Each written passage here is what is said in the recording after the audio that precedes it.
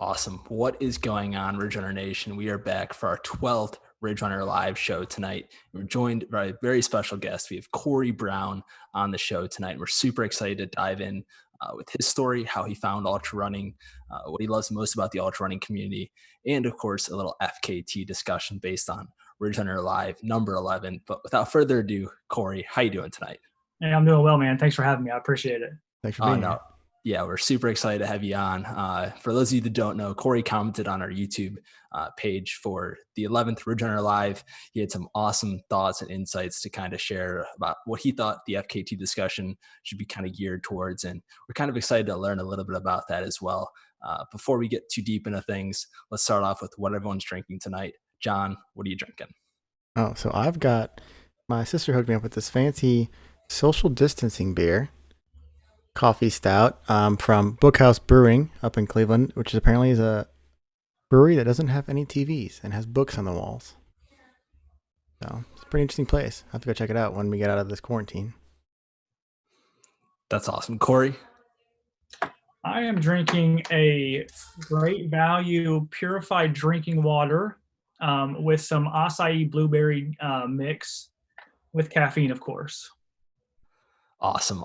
And I've got good night. It's Oscar Blues Brothers, I believe, or Oscar Blues Brewing, and I've been drinking these for the past couple weeks now, and big fan of these. But now that that's out of the way, let's talk a little about the FKT discussion. Obviously, Ridge Runner Live, we had Michael Owen, Travis Ziffel, Nick Voss, the Ridge Runner Live panel on the show, and John missed out on all the fun. John leaves for an episode, and everything falls apart. Yeah, apparently. Can't leave you alone anymore. you leave me with Nick Voss leading the show, and things fall apart apparently. But no, I think it was a good discussion to be had about just the FKT scene. And obviously, everyone's trying to social distance right now, and people are looking for new avenues and adventures to explore. And I think that's great. I think we're all trying to kind of find new ways to stay engaged with our running. But with that, I think some people have kind of taken it to the extremes and whatnot. I think some people maybe have created some FKTs, and maybe shouldn't be FKTs. Maybe there should be Strava segments instead.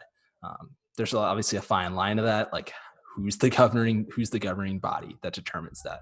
How do you determine what a Strava segment is compared to an FKT? Like, so many variables play into that. But Cory, I'd love to just kind of get your thoughts on just the FKT scene, maybe going back to last episode and kind of what you had to comment about that.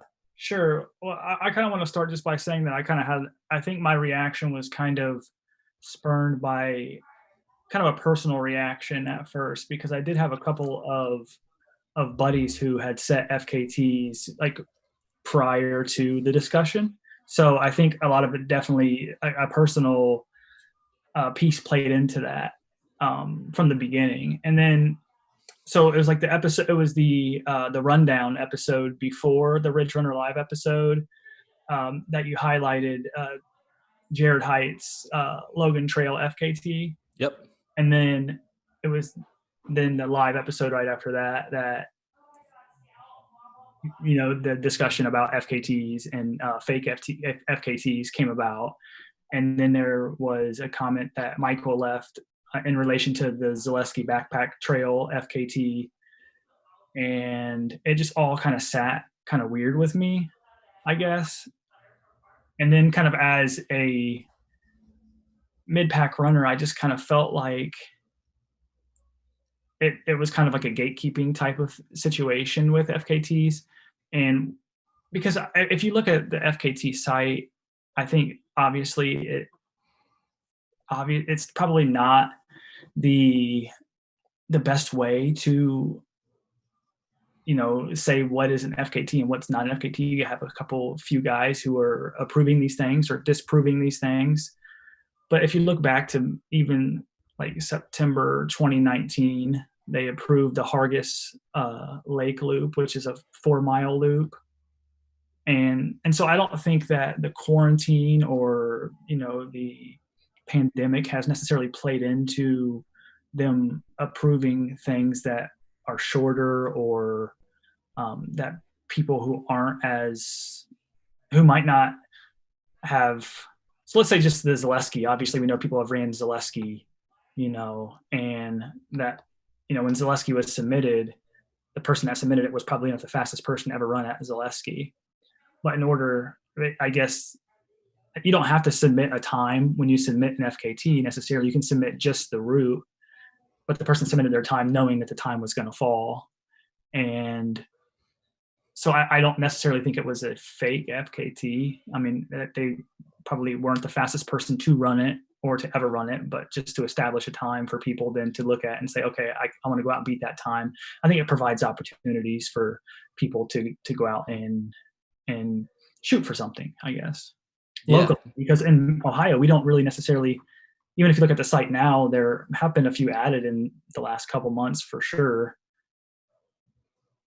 but we still don't have a lot. For sure. And so I think that it definitely provides an opportunity, not just for mid-pack runners. I think it provides an opportunity for anybody to go out and maybe even say, oh, I didn't even know that the Burr Oak Trail even existed. I didn't even know the Shawnee Ridge Trail even existed, and maybe even, look at new parks and things like that. So I think that's another way to kind of get more people running trails in Ohio. Yeah, no, I mean, I agree. I remember, obviously that Jared Heights submitted the, what's the Logan Trail, right? Logan FKT there. And Richard Combs is in the chat right now, and he kind of made that popular. Like, he was all about getting people to run that, and it was super awesome to see, because I had no idea that existed. I didn't really know too much about it, and just kind of bringing awareness to that. But I didn't actually know that was an FKT. But after doing some research into it, I actually found out that was actually a pretty legitimate one. I think that one's like 16 miles, has over 2,500 or close to 3,000 feet of gain as well. And so, I mean, that's definitely one. The Lake Hargis one, that one's a little tougher for me. Obviously, submitted a while ago. It's a 4-mile loop basically around a lake. But yeah, I mean, it's kind of interesting just how these FKTs have kind of developed. And I think it is good to have more people kind of get out there and really challenge themselves on these courses. John, what are your thoughts on this? So for me, from what I gather, because like I said, I wasn't a part of last week's or 2 weeks ago discussion, but watching or listening to that, and then listening to all the arguments down in the comments, for me, it look at like, I think it's great that it shows different courses, like you guys were talking about. It showcases different areas and different courses. To me, though, I'm interested, like, is the FKT website, is that what that's for, though? Like I guess you could show off a bunch of courses, and there's a whole bunch of like awesome trails down in Athens that we've run, and Thunder Buddy's great, but does Thunder Buddy need an FKT? Sundown Trail's great too, but like you can also find those through other mediums as well, like from like Facebook, when Richard was jumping that particular course all over the place. I didn't find out about it from an FKT. I found out about it because someone posted it in like a social media group that we all paid attention to. So I think there's a differentiation between those two, and putting it on for an FKT is different than wanting to bring awareness to the trail. But I think the hard part is figuring out where that gray area is, and what qualifies what as an eligible course and what doesn't. And it is weird, like you said, it's just like two guys who make that decision pretty much, or a group, a handful of guys who kind of decide what's what and what's not. And maybe there should be more involvement in that. Yeah, I mean, Buzz and Peter obviously have their hands full, especially with new FKTs flying in all over the place recently. I don't know if you've checked the site recently, but I feel like over 100 have been added in the past couple weeks alone. Cory, were you going to jump in? Yeah, and I think like the argument between like having something as a Strava segment as opposed to having it as an FKT, and kind of where the gray area is for me a little bit is so the reason why Richard was posting that everywhere was because he wanted more people to run it, because then it becomes more viewable as a Strava segment the more people that have run it. So if you go to the map and search for segments where Logan is, like right now, you won't see that Logan Trail FKT because only a couple people have actually run that course. It won't pop up, and it's really 100% based on popularity of the course for it to pop up. So I know there's other ways to find that there's a Logan Trail other than the FKT site. And I'm not saying that, I'm not, saying that anybody saying that Logan Trail does not qualify as FKT. I'm just using it for an example because it's something that is fairly new. Mm-hmm. And only, I think, 3 people now have actually ran that trail. And on Strava, or maybe 3 or 4 people have run it on Strava. So the more people that run it, the more accessible it becomes to be viewed as a segment on Strava, because that's kind of how their algorithm works. Yeah, I mean, I agree. And I saw recently that the Mohican mountain bike loop was added as an FKT, and that one's really tough for me. Like, first off, if you're an ultra runner in the community, and in Ohio especially, you probably know about the Mohican 50, the 100, the 25K, or the marathon or whatnot. And I mean, the race itself varies off of the mountain bike trail ever so slightly. Like it's basically what 90% probably is the MTB trail there. And so like I get like the unsupported versus supported aspect of an FKT adventure, but that one I feel like it's just so tough for me to get behind as an actual FKT, just because I mean there's people that have done that loop 95% of the time, like blazing it. Like I don't even want to know what Alex Gold's time was last year when he set the 50-mile course record. So Yeah, and I know he's out there cruising. I mean, I talked to a buddy who was running the 100, said he just blew right by him. Um, and I think it's highly unlikely that someone is going to set an FKT outside of a race if it's on a race course. And I don't see the point in necessarily differentiating between a course record and an FKT if it's on the same course. There's really no reason to do that. If it's a course, it's a course. And I know it is ever so slightly. So an argument can be made that sure it can be an FKT because it's not the Mohican 100 course, um, but I think that's just kind of, then we'll be arguing semantics, and it's so it's kind of hit or miss for me on that one. I don't necessarily see. Again, it's 95% of it is on that trail. Alex Gold obviously is tremendously fast, an incredible athlete. I don't know that anybody's ever ran, that course that fast before. So I would venture to say that if someone wants to go out there and try to break that and upload it to the site, then they're well within their means to do so. But I can see your point on that for sure. I would actually agree more with Cory too versus Wesley on that one. Like where I think that it's different enough that it's a mountain bike trail and one's a course, one's a race course that has different pieces of trails, and one's a legit trail that, well, not that the course isn't a legit trail, but that the trail has, that is the trail that was built by, Mohican State Park is the mountain bike trail. And then there's the Mohican 50-mile trail, which is, like you said, close, but different. I think it'd be interesting because like you could have a Thunder Bunny like trail FKT or whatever, but it's a course record, but also at the same time, like you could differentiate it just slightly and do different pieces of different trails. I think there's always going to be overlap in terms of trails because of the way that they're designed. They're not all specific loops or specific things that are on their own. They're all like interconnected, and you can make different distances and whatnot throughout there. I think one of the issues I think that Wesley and Nick and everyone last week was really hitting on was maybe an oversaturation of FKTs, where it's become so oversaturated that everyone has one, and then it takes away like some of the meanings behind them. But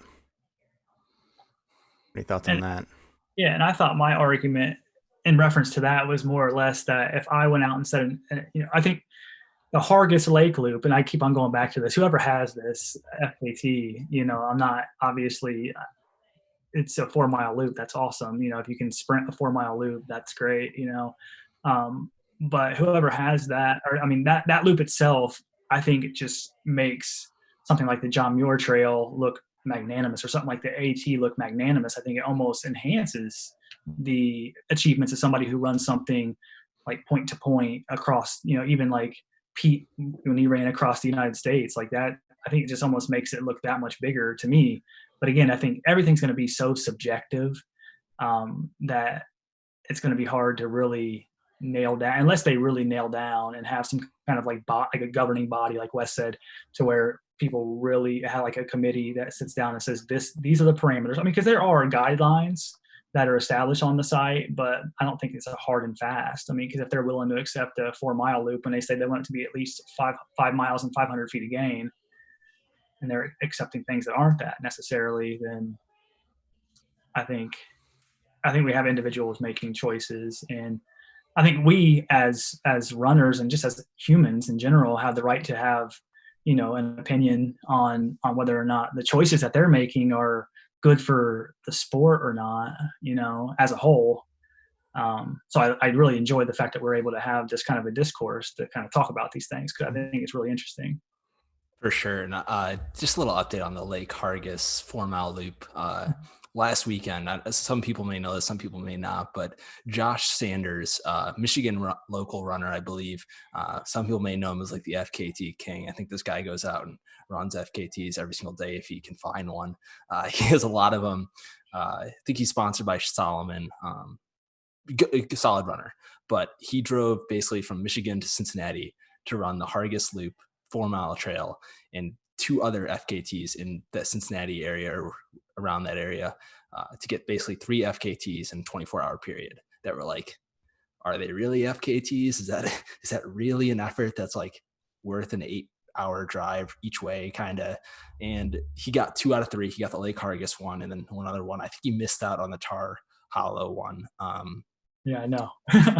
So that was for what it is, for what it's worth. But actually, this the past couple of days, a local runner to the Lake Hargis Loop that basically runs it every single day, went out there and basically crushed Josh's time by over a minute per mile. So now that time is probably cemented unless you're super fast going out there. So I guess that's what it takes, right? Like if someone's willing to drive, I mean, Josh is just a good example. Like I think it's good to maybe expose trails locally, but if someone's basically driving 8 hours one way or whatever his drive was to exploit an FKT for fame or whatever it is, I just can't get behind that. Yeah, I don't know if I would say that he's exploiting it or anything like that. I mean, if he's going out and getting FKTs, that's his thing. Maybe that's his draw or his got a passion behind it of some sort. Like, I mean, there's a lot of people who go out and like, what do they always say about? Isn't it Rob Crawer comes around and hits up trails and he just steals all the course records from everybody on Strava, but like not intentionally. I guess he's not doing it intentionally, but like even if this guy is doing it intentionally and trying to go out there and get those, which obviously it sounds like he is if he drove 8 hours to do it, that may be his like medal thing, he racks up some FKTs and that's what makes him happy. And I don't think that that's wrong if he wants to do that. I I don't know. I'm not. I don't think it's wrong, but I do think, and again, I'm not here to judge anybody and what they decide to do, but I do think obviously some people glory hunt, some people are out here to hunt for glory, and that's and I'm every bit as guilty of doing things like that too. Like when I first started running, I was running just 5Ks, and I would intentionally seek out 5Ks that had like that people won with like 20 minutes or something like that. That way I had a chance to, hit that podium, because it gives you validation as a runner to continue to run, I feel like. And so I don't think that I was wrong for seeking out races that I knew I could do well at. I think if that's what people need, that motivation to continue to do it. So if, he needs to seek out these FKTs, no matter how big, how small, to continue a passion of running, maybe, I don't know, maybe again, I don't want to judge anybody individually. So I can judge myself and say that maybe I have some personal things that it makes me feel better as a human to do well. And if I can not necessarily fake it, because my time is my time regardless of what race I'm at, but if I get a second place when at another race I might have got a 500th place, that second place still makes me feel pretty good. I mean, I'm a competitive runner myself. Like you'll ask people that I'm close with. The main reason why I do it, I mean, there's a bunch of reasons, but the main reason why I always say is I'm a competitor. Like I love getting out there, like training, motivating, like and beating people, especially my friends, whoever it is, Tim Crow, Chadwick, Alex Jackson. I beat him all the time. Not actually, but I mean, that's what motivates it for me. And Josh, obviously, has a lot of FKTs and whatnot. And even his races, I peeked at his ultra sign up just to kind of like see and what kind of races he's up to. And he's doing races, and I'm not bashing Josh or whatnot, but he has run some races in Ohio that I've just never heard of, like the Broken Toe 50K, the Get Lucky 50-50. Like 50K. Like these are two Ohio races that I just have never heard of, and he like won both of them. And so, I mean, I guess if you do want the glory and you're going out there and running maybe newer races too. I mean, these could both be new races last year. So it's just kind of interesting to kind of see like how this is. Eric Anderson's in the chat said, I don't know how much glory it is. I've never even heard of this guy. Do what makes you happy. So, and I think that's a fine point. And as long as everyone's doing what makes them happy, especially in these times, it's fine with me. Surely. And I have heard of Broken Toe 50K and Get Lucky 50/50. I think Get Lucky, I feel like that's in Akron-ish area for some reason. I'm not sure why I feel that way, but I've ran. Go ahead. I'm sorry. Harveysburg. I don't know if you know where that area is. No, I don't. Yeah, I don't either. And then I feel like Broken Toe, I feel like that might be a ORRRC race. I feel like, I'm not sure. I think that might be the Ohio River Runner, like Dayton area. Yep, they have a group that, and I feel like Jared Heiss has run that race quite a few times, and but it's been around for a while. It's obviously not, forget the PR where you're getting, 150 people running it or 200 people running it. But some of those races are just a little bit more accessible for people too, because if you get a membership to that group, some of these 50Ks will cost you $15 to enter. And so sometimes it's more accessible. Like the first race I ever raced was a donation-based race. It was called the Crowell Halakha 50K. It was in Richfield, and it was put on by Running Forward and Giving Back. And so all the proceeds went to that park, and there were 20 people that ran in it. So it was very, very small. And I think it was the second year that, and again, I wasn't, and I openly admit the fact that I used to do this with 5Ks back when I used to run 5Ks and stuff, but I knew I wasn't going to come anywhere close to, it was my first 50K. So I knew I wasn't going to come anywhere close to winning. I think I got 8th out of 20th. So, I mean, I was quite happy. I went sub 6 for my first time. My first race was a sub 6. So not very much elevation gain or anything, but I think sometimes I was trying to, at that point, run within my means as far as financially. So I was able to donate some money to a good cause, and then also run against some great competitors, honestly. Yeah, and I mean, I've heard of the Running Forward Giving Back, and I only say I've never heard of the race just because we kind of cover a lot of races, and sure. I feel like I mean, I've done enough races. I learned more about races doing this show and the rundown, obviously, than I've ever even knew races existed.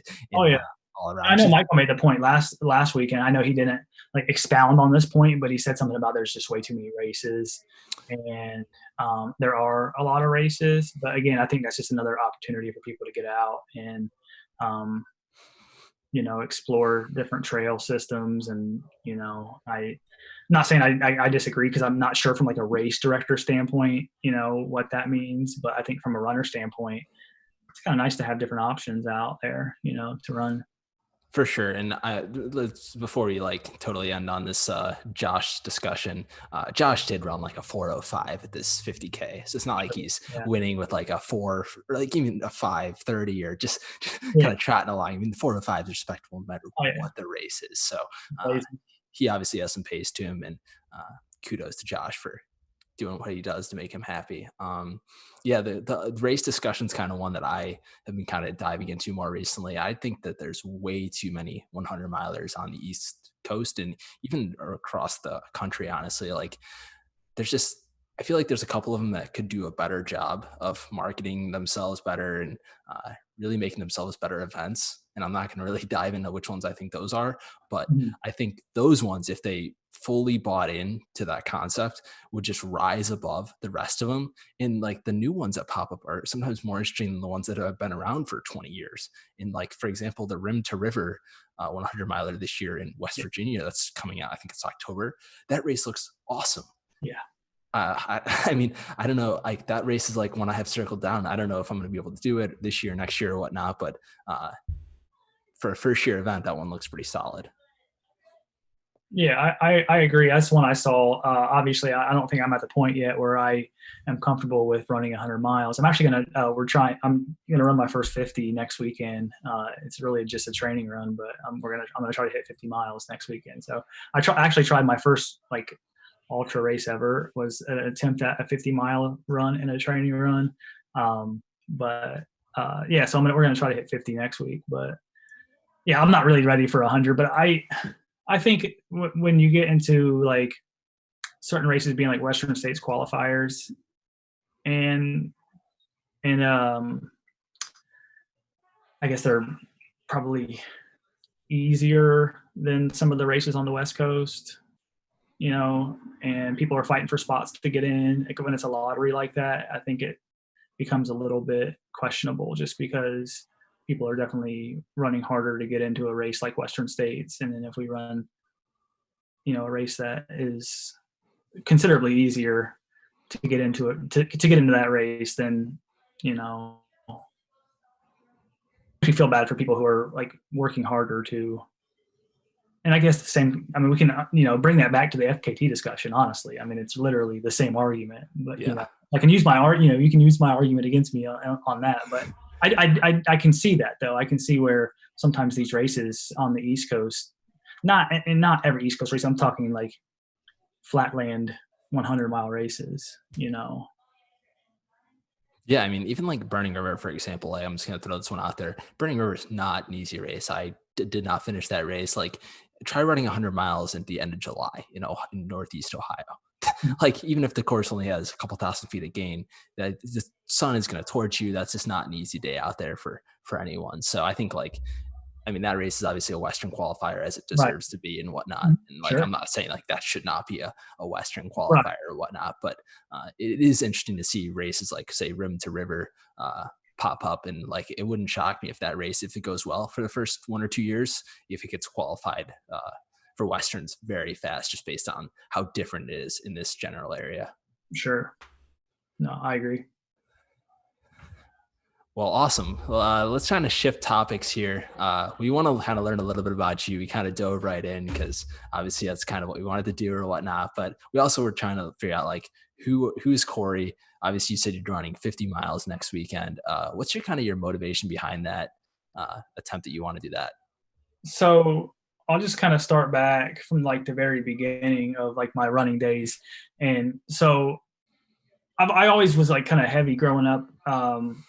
I gained a lot of weight. Freshman 15 turned into freshman like 80 more or less. And so like 2010, I was about 230 pounds. And I had some buddies who said they wanted to go to the Smoky Mountains and climb a mountain. And I was like, okay, 4th of July weekend, we're going to go climb a mountain at the Smoky Mountains. Here I am, 230 pounds out of shape. And I'm like, okay, cool, sounds great. So we go down there and we decided we're gonna, camp at a campsite, and then the next day we're gonna climb this. It's like a 4,949 foot mountain, which again isn't much, but at out of shape, 230 pounds is everything. That's my Everest, and so we know nothing about like backwoods camping. We have a tote full of like pots and pans we're carrying up here. I have jeans on and hunting boots, and yeah, I was out of my element completely. But I made it. So I made it to the top of the mountain. I drank everybody. So I was the mule. I was carrying everybody's water. I drank all the water on the way up, and then I was the first one down the mountain. I pretty much like ran down the mountain. I was ready to get back to camp, but that was really what kind of spurred my first like weight loss like journey. And so I started running like shortly after that, and mostly just to lose weight. And I probably lost like 50 pounds. And then I ran my first 5K in 2011, I think. It was just a local 5K called the Marion Popcorn 5000. And so we have the Popcorn Festival here in Marion. That's where I'm from. And popcorn capital of the world. It's the only thing that we have to be proud of here. But so I ran that. I think I finished it in 28 minutes or something. But again, I think I got an age group award, like second place in my age group or something like that, because nobody runs in it. And so that just like fueled me to continue to run. So I continued to run. I think I lost another like 30 pounds or something like that, maybe. Yeah. So I got down to like 150 pounds, 145 pounds, and just kept running. I ended up running in another race shortly after that. I think I ended up finishing in like 25, 24, 24, 25, which again was just like, I was just making tremendous progress. And I was only running like 20 miles a week, and didn't have any kind of good training plan at all. And I was just sprinting everything as fast as I possibly could. I was setting new 5K records every single day, because that's all I would do, was just run 3 miles a day just to see how fast I could run 3 miles. I had no idea what I was doing. Well, then kind of fell off the wagon. I gained 80 pounds.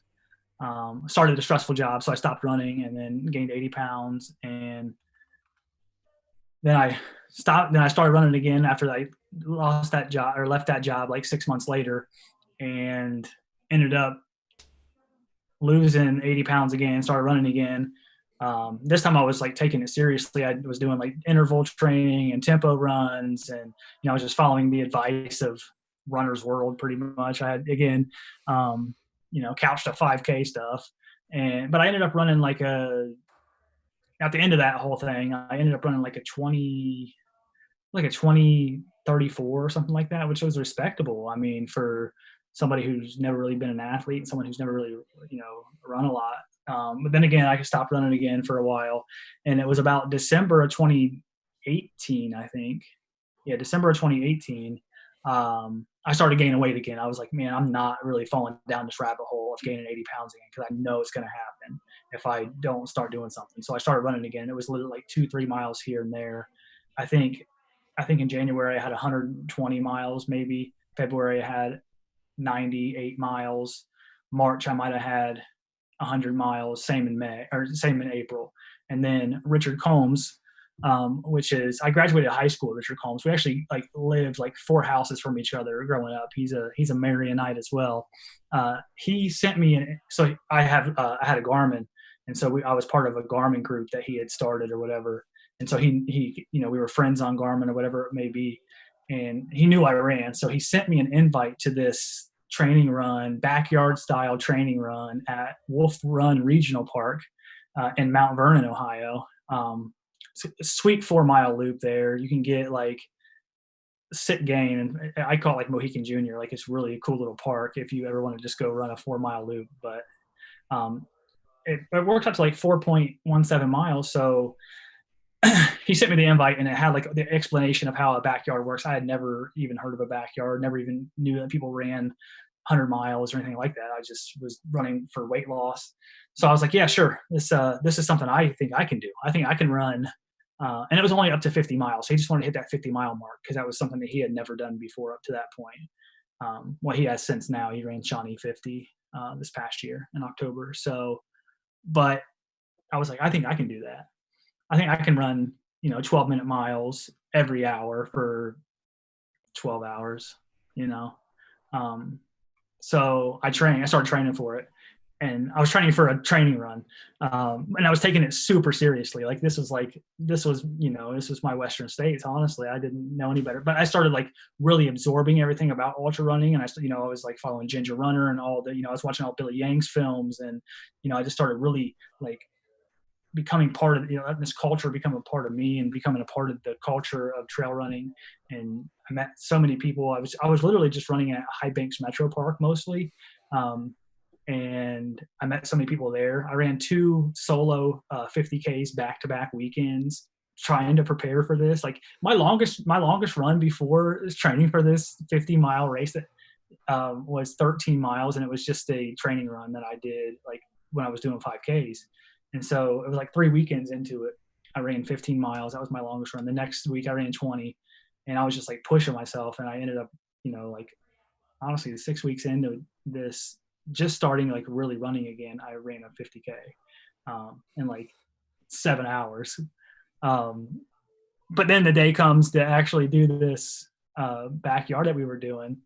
And I think I want to say it was July 13th, and I don't know why I remember that, but I want to say it was like the middle of July. It was ridiculously hot. It was like 90 degrees, and I was wearing Brooks Ghost 9 um, on trail. So it's a road shoe on trail. I had no trail shoes, and I ran 250Ks in these. Again, I was on like gravel path, so it didn't really matter that much there. But I was on like real trail this time, and I twisted my ankle like 3 times, and so I think we made it 6 loops, six and a bit. So I think I ran like 27 miles that day. Definitely didn't hit 50, but ever since then, I kind of been absorbed in a group that we all run together. So it's like Richard, his wife Brittany, Jared Heights, Max Gavazzi, Sam Hartman, and so we're all kind of just. But I mean, I started calling us the Mid Pack Wolf Pack, and then without Jared. Jared's the leader, and he's like the alpha, because he's like ridiculously fast. But and then Sam called us the Trail Fiends, so we don't know what our name is, but we all just run together. So That's awesome, man. Yeah, you guys got to make sure you guys get your group name established. That's a for kind of sure. a big part when you show up to races. You want to know who you are when you guys are popping up. Obviously, I know a lot of the guys and people in that group. Richard, obviously, I've run multiple races with him and talked to a bunch. It's kind of funny. You said your first big event was in a road shoe. I did the same thing, like Mohican 50 and Thunder or Bigfoot 50K was in like a Mizuno Wave inspired 9 and 11 or something like that. Like you just have no idea what you're doing when you get into it until you find the community really. So I know you kind of touched on it, but what about you? Like what, if you could like describe the trail running community in a couple sentences, like what makes it so important to you and kind of like what shaped you into who you are today? I just feel like it's support. That's and it's inside of a race, outside of a race. I've only ever ran like 2 like actual races because I've only been a part of this community for such a short period of time. But I feel like at both those races, the support there was incredible. But it's really the friendships that I've established outside of the races. So with the group that I run with, and they're not the only people. I mean, I have met people at races that I stay in contact with on Strava, and I met people just in training runs that I stay in contact with on Strava. There was, people I've met on training runs who I ran with for months. And so I just feel like I don't know. I feel like honestly, it's like I'm kind of an introvert but I'm like an extroverted introvert, and the fact that I don't mind like expressing myself and talking to people and being in front of people, but I have to kind of decompress after I do so. So after this is over tonight, I'm gonna have to like turn the lights off and just lay here in silence for, a good 4 hours just to decompress from this. But I feel like this is kind of I don't know. It's just, this is kind of how I establish friendships with people. And this is, how I continue friendships, and the support that I get from the people that I run with is incredible. So I run with people who have like incredibly great knowledge, and maybe it's just something they seek out too. So like I was running, we were all running at Mohican one time, and it was just me and Brittany in the back. And I had this fixed mindset that this is, I'm always just going to be what I am. And she said, I'm going for a podium at Shawnee 50.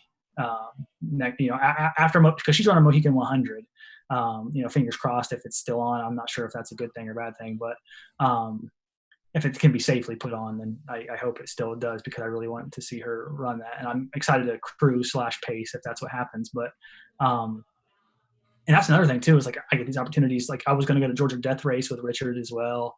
And so get opportunities to like go like see like beautiful, areas and be a part of bigger races and things like that too. So, but anyway, so she was like, I'm going to go for a podium at Shawnee 50 next year. And I was just like, man, if she can go for a podium, I can go for a podium too, And so that really kind of brought me out of this fixed mindset and in more of a growth mindset to where I think I can get better. So then I started, like, instead of just like doing these long, slow distances all the time, I started incorporating more like speed work into my running again, started incorporating, some strength training, maybe more like PT exercises and things like that, but just for like hip strength and mobility, and just start taking it more seriously. Because if I'm going to do it, I might as well do it to the best of my ability. So I think like having that support for one, and also having that push and having like people who have like incredible expertise when it comes to this, especially being someone who's so new to the sport. So Yeah, that community is amazing how important it can be, and how what I'm looking for here, like influential it can be towards you and your goals and pushing you and doing stuff. Like I know like a lot of times when I go run with the Burning River group, I run way faster than I normally would by myself, just so I want to keep up with them. And they're just like chatting and having fun, and I'm like like just trying to keep up with them. But like it makes you a better runner and challenges you in ways that you know maybe not thought to do. um Yeah, and that group alone has gotten so fast over the past like year. I don't know what happened. I don't know if it was just me or whatnot, but I feel like in the past like year, that group has just been sprinting their long run, which is awesome to see. Jamie Fenstrel right now signed up for the Shawnee 50 in that group as well. And if I was putting on the race and I was the race director, I'd give her the one bib right now. But outside of that, that podium spot for that race on the women's side is wide open. So Brittany definitely has a good chance there. Going back to the Shawnee or the Mohican race, I saw they put out a Facebook post the other day saying like how the race is probably going to still happen. Well, actually, they said that it's definitely happening, which I don't really know. I guess the safety sides of that and how if it should or shouldn't happen. I think if it can happen safely, all for it, but I just don't know if that's actually feasible with having so many people on such a small trail. yeah, and I think safety. We have to think about safety in a couple of different ways too, because I mean we can think about safety when it comes to obviously spreading a potentially deadly virus to people, but also in the sense of if we're going to limit crew and pacers, then we need to think about safety of runners as well. So that's something I had brought up in our group chat was if if we limit crew, then or pacers. If we have no crew or no pacers, then obviously I feel like we're really putting runners at risk, especially runners who are first time 100 runners. And I mean, because that's a tough course, man. I mean, I've never run 100 miles, but you're running 25 miles on that. I mean, all those little rollers. It's a tough one. So I think they're going to do whatever they're going to do. I just wish that they would just come out and say like, "This is what we're doing." You know. yeah, I'm sure they're sitting there having discussions, just back and forth, and trying to figure that stuff out. I can't imagine sitting in that position being the one trying to make those decisions, and weighing the benefits and you know not benefits, to make those decisions. So glad I'm not any race directors right now. Agreed. And I feel like, I mean, they've especially like not been behind the eight ball, but I feel like, I mean, like Burning River was so proactive with, hey, we're canceling the race, we're pushing it back to third weekend of August. If that or doesn't happen, we're pushing it back to this state. Like just having like multiple plans kind of in place. And Mohican's kind of been like, we're all systems go. Like this is happening no matter what. We're going out there and we're going to make it happen. So hopefully.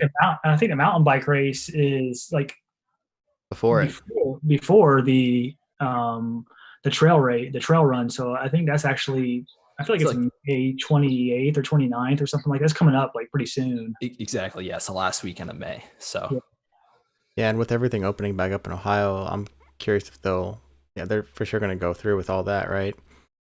I guess you could say a good distance on a bike, I guess. Yeah, and I feel like Mohican Adventures actually opens back up like the same weekend, and so I feel like that. I don't think it was strategic for that to happen, but I feel like um, that kind of lends itself to saying that the mountain bike race, the 100-mile mountain bike race, is definitely happening for sure. Yeah, I think I saw like even Cedar Point. I think it's reopening like kind of soon in Ohio as well, and it's kind of crazy. Like if Cedar Point's opening up, that things are obviously going to get moving pretty soon because I don't know. I'm not a safety expert. And, Yeah. Yeah, I'm not an epidemiologist by any stretch of the imagination, but I'll be real interested to see how people interact at some of these races as we get back to hanging out. Like I know, like when we did OBU last year, everyone sits around the bonfire and just hangs out. But I'm like, well, are people going to act different, or crew's going to be more like get away from me a little bit, or in and out, or if people are going to act normal. I bet you have some people who act completely normal, like nothing's ever happened and nothing's wrong, and then you have some people who are like further on the other side where they're like, stay away from my bubble, and I'm kind of just to see how that will act, and also in how many people aren't going to race. I know a lot of us are itching to get out to race and get back on a course, but I wonder how many people like financially are just going to pull the plug on any of the stuff that they had planned for the rest of the year to they can recoup what they have going on.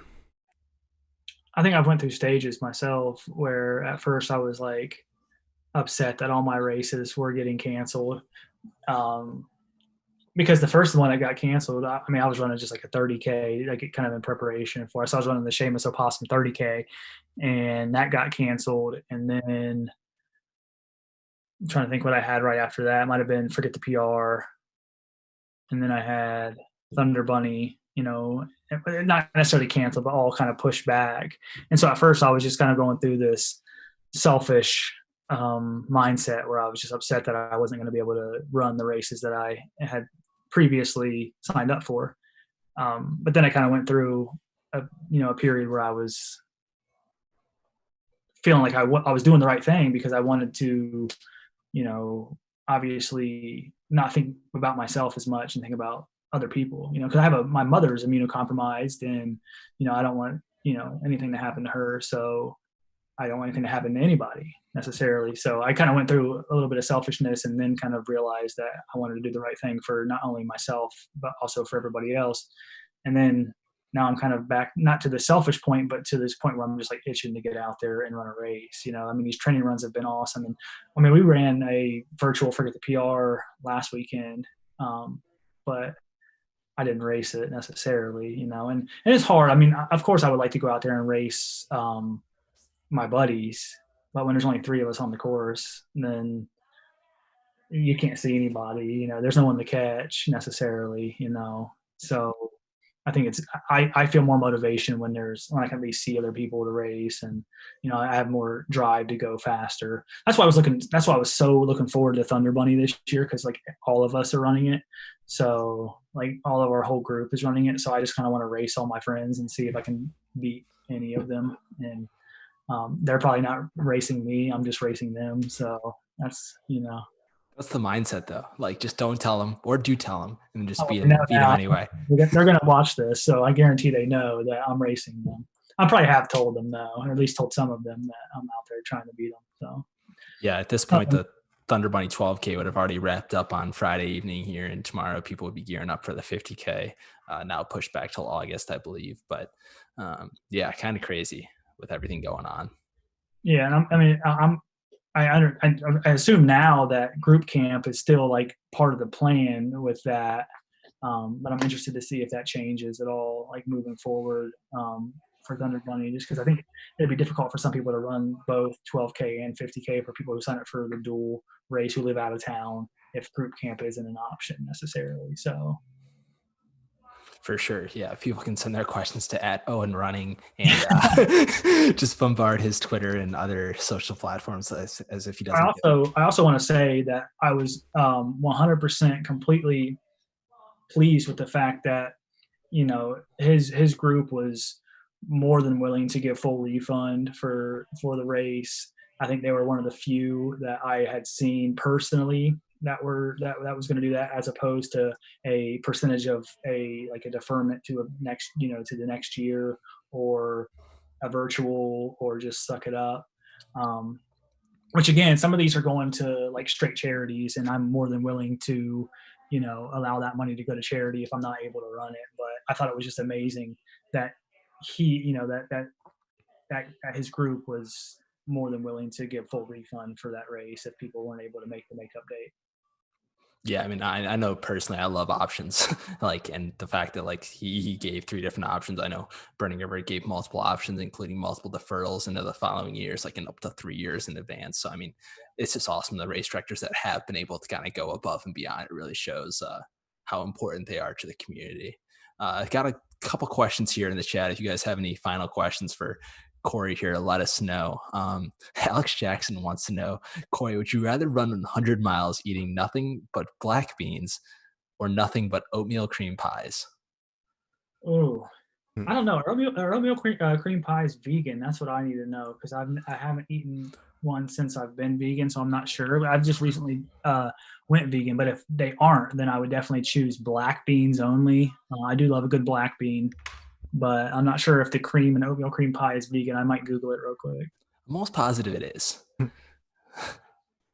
I mean, I'm not a vegan or anything, but if they aren't, Yeah, Cam says if they aren't vegan, you can sub in Oreos. Yeah, I would definitely do Oreos for sure. I do Oreos now. So my go-to race nutrition, I do Goo or Cliff, the Cliff Shot, whatever, their gel. Um, and then I always do like Pringles smashed up and then Oreos smashed up together. So I put those in a bag together, and so I get some chips and some Oreo together. Um, Weird. I used to do M&Ms, but since I went vegan, now I do Oreos. But I used to do M&Ms and potato chips together for some reason, like a sweet and salty type. Interesting. okay, break that down for us. Like, how smashed are they? Like, what is the size of these Oreos and chips when you pull them out of the bag, or is it like straight just It's like crumbs almost to the point where I'm like just scooping crumbs into my mouth. Yeah. that's awesome. Well, I just try to go as cheap as possible. Well, and I don't, and like the 250Ks I've raced, I didn't stop at an aid station the entire time. So I refilled on water, but I didn't eat any of the food. So it's easy to pack your nutrition if you're not just using handhelds or something like that on a 50K. So if you're wearing a vest, you can pack your nutrition pretty easily for a 50K, depending on how fast you're running. Um, so I just kind of prefer to eat what I normally eat on a training run. We have so Richard got back because apparently he left and came back and said that he said he has an excuse if you beat him though. His legs will be tired from the 12K. So I'm running the 12K too, though. So he's trying to. mm, That's why he's going to sprint the 12K. He's going to beat me in the 12K. That's what's going to happen. He's going to beat me in the 12K. that'll be his excuse why you beat him in the 50K. That's it. That's exactly why. Which one of you is going to pull a cam wrench and go out like at a 6:06 pace and then run the last 5 miles of that race at like 9-minute flat? I'm going to walk the last half of that race. That's what's going to happen if I run at a 6:06 pace, almost guaranteed. I actually paced a couple of local high school students so they had a challenge for their football team to run the fastest mile. So it's like linemen and then like skill team get separated. So I paced a couple kids. They had to run a fast mile and then do 50 push-ups. And I actually ran my fastest mile ever pacing these kids. They couldn't keep up though. So the old man definitely won that one. But it was only like 6:17, so it's not that fast, but pretty fast for me.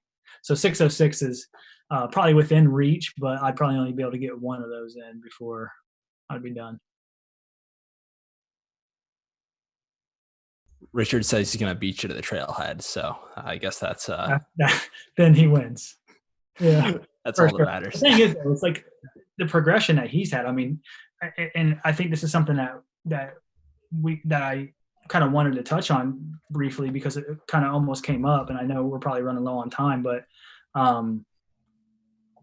when you run with people, like I know you guys talk about running with the Burning River group and things like that, like when you run with people who are faster than you, like you do get faster and you push yourself to get faster. So with him running with Jared so much, he has gotten like crazy fast, like way faster than he used to be. His fitness is, and he doesn't run a lot. Like he runs like these little 3 mile jaunts and then goes out there on the weekend and just hangs with Jared on like a 20-mile run, and he was primed for GDR. And I think he's a good runner, obviously we're still mid packers, but he's a strong runner, a lot stronger than he used to be. And I think a lot of it has to do with the fact that he runs with people who are faster than him, mostly Jared, Max is a fast dude for sure too. So Yeah, I mean, I agree. He obviously his progression over the past couple of years has been kind of amazing to see. Even like stuff he's been doing on Strava recently. Like I'm in a couple of group chats and I'll be like, "Yo, listen, Richie just did 50K or Rich did the Shawnee backpack loop." Like just like random loops, like this huge adventures, huge runs with a couple different people. And like whenever I see something like that on Strava, I normally share with a couple people, and it's like just awesome to see. the progression that people can kind of get after, and especially Richard. We actually are potentially gonna reach out to him and possibly have him on the show. We kind of have a topic that we want to possibly try to cover. John and I were talking about like supporting a significant other while running ultras, and we were trying to think of like ultra running couples like in the community, and him and Brittany were actually like one of the first couples that we kind of had touched on. So we'd love to have them on the show to possibly talk about that, because I mean, I'm sure it's interesting to kind of have two people that run ultras and how they support each other at their own races and outside of races as well. Absolutely. Yeah. I can imagine it's, and I can't speak for them obviously, but I can imagine that it's on one hand, like incredibly amazing to like be able to support somebody in that sense, but also kind of difficult as well, especially because they have children. She works in healthcare, so she's obviously on the front lines right now, training for a 100-mile race. And then, he works in like a factory that does what do they produce, like formula. So they're essential because they are the only ones who produce the ones like a 2-ounce formula. So like they're both like still working full time. We got kids at home who are going to school, and they're both training for these races. So I can imagine it's very difficult for sure. So I think it would be awesome. No doubt. I would love to hear them. I mean, obviously I get to talk to them all, not all the time, but I get to talk to them, but never like to sit down and hear them have a conversation together about how. I think that would be awesome to see something like that for sure. For sure. Yeah. We'll definitely have to reach out to them, because we'd love to have them on and kind of talk about that. Final questions here. If you have any final questions for Cory here, get those in the chat real quick before we wrap up. Cory, it's been a pleasure having you on, kind of hearing your story about the FKTs and everything else that we've kind of talked about, the community and whatnot.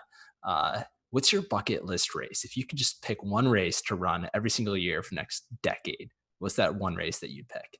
I would say the Mohican 100. I love Ohio.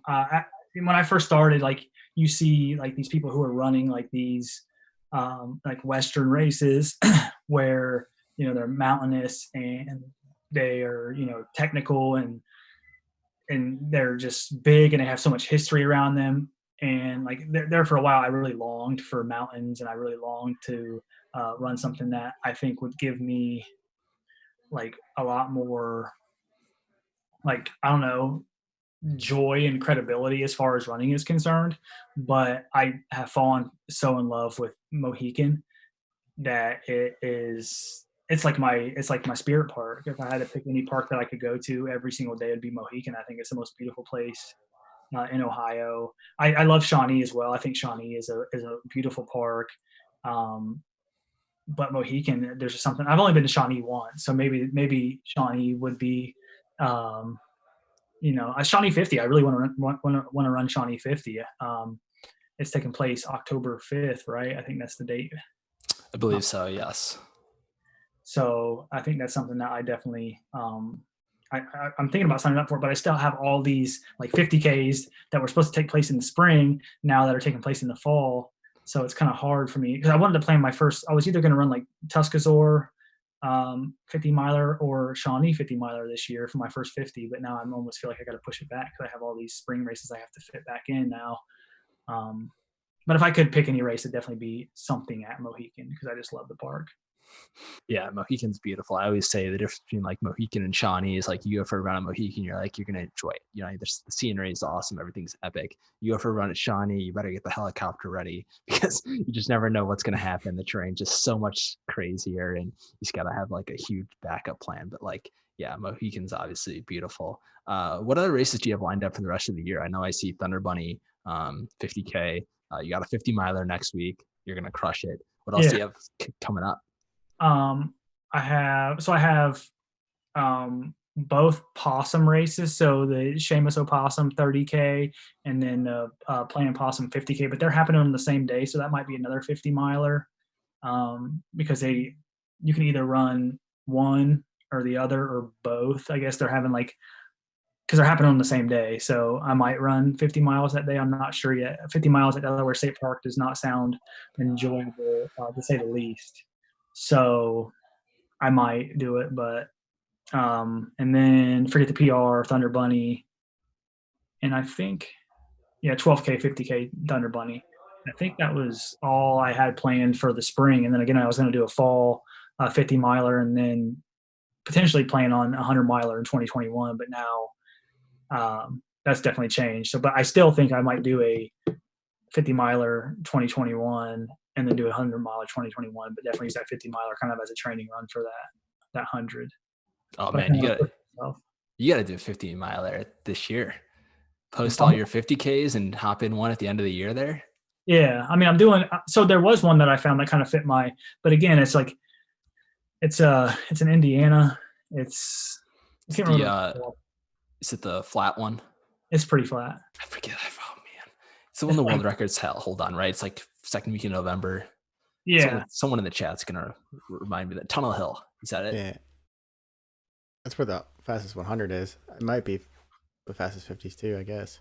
Yeah. So I was gonna run something like that, but I'm just trying to like see what fits in my calendar necessarily, to have a training block or, but if I'm running all these 50Ks, then I'll probably be, at, pretty good fitness level to be able to run a 50, I would assume. I don't know. We're going to see next weekend, how well this 50 goes. It's going to be a sauntering 50, but it's going to be 50 nonetheless. So we're excited to see it happen. One final question here for you.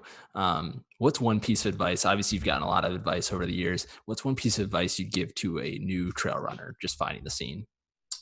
Find a group. Find some people who are like-minded and you connect with, and I think find a community to run with, because I mean, even though Richard kind of introduced me to trail running, I don't think we ran together every weekend or every other weekend starting out at all. It probably was maybe about 4 or 5 weeks in until I even ran the first time with him.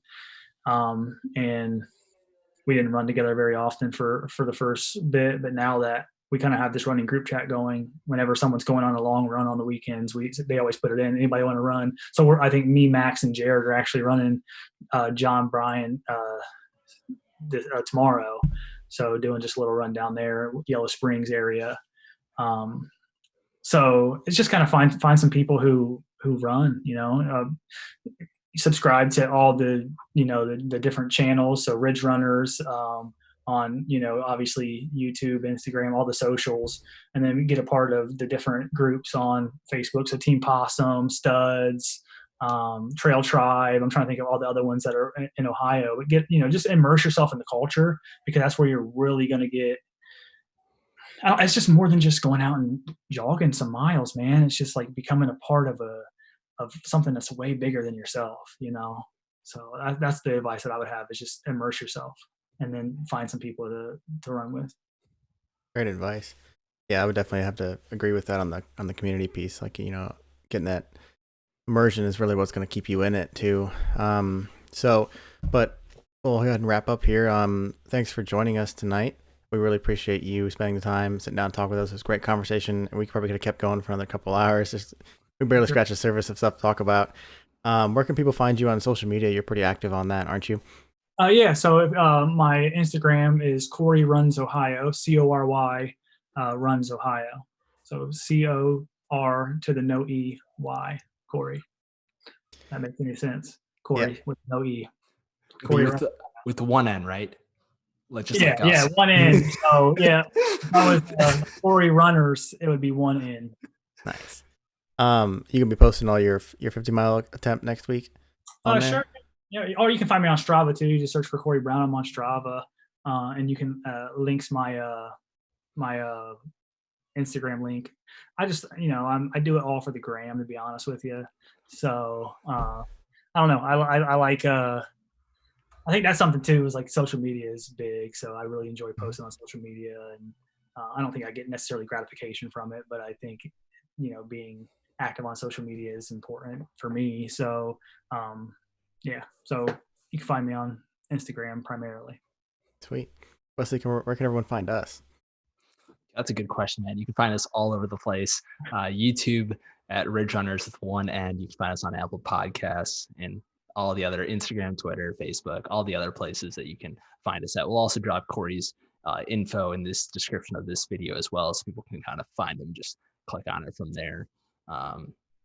Cory, it's been a pleasure. Before we go, can we get verification that you'll send us in a call to the nation during your 50-mile attempt next week? Oh yes, absolutely. I will definitely give a call in. It's going to be a bunch of us too, so maybe we'll just put it on speaker. And if I'm anywhere near anybody, which probably unlikely, but if I am, then maybe we'll get some others. Maybe we'll get some actual stars on the phone for sure. So Perfect, man. We look forward to it. Thanks again for taking the time to sit down with us tonight. We had an absolute pleasure talking to you. We'll have to do this again in the future. absolutely, man. Sounds great. All right. Thanks. We'll see everyone later. All right, bye.